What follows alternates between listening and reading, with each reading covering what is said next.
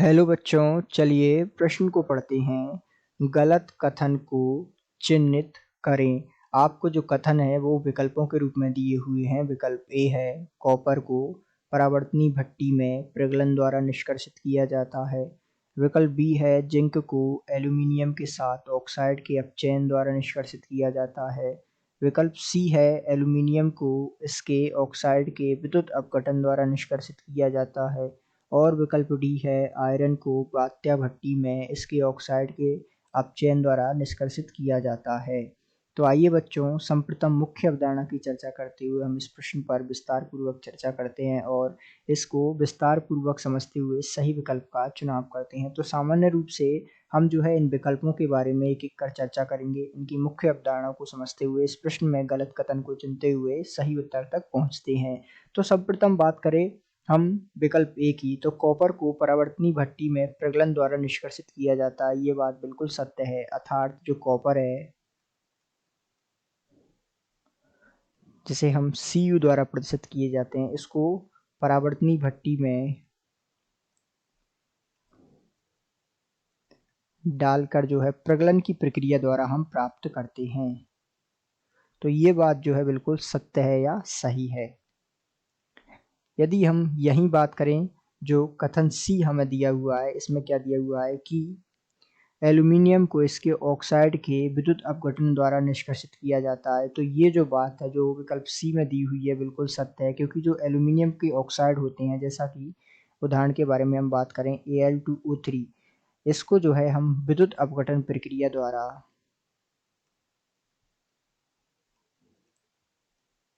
प्राप्त करते हैं और यहाँ हमें प्राप्त होता है Al एल्यूमीनियम और साथ में O2।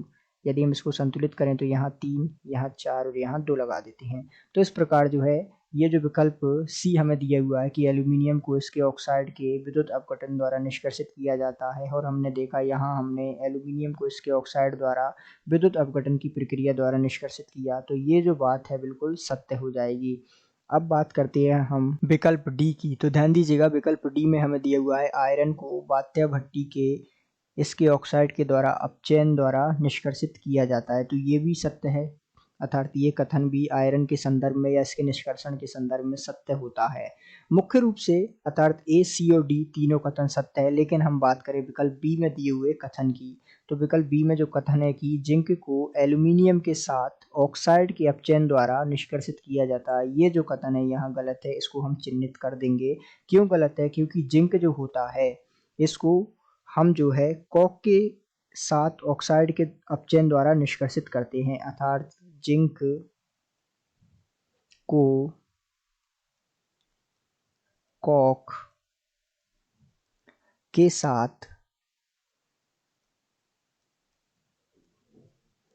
ऑक्साइड के अपचयन द्वारा निष्कर्षित किया जाता है।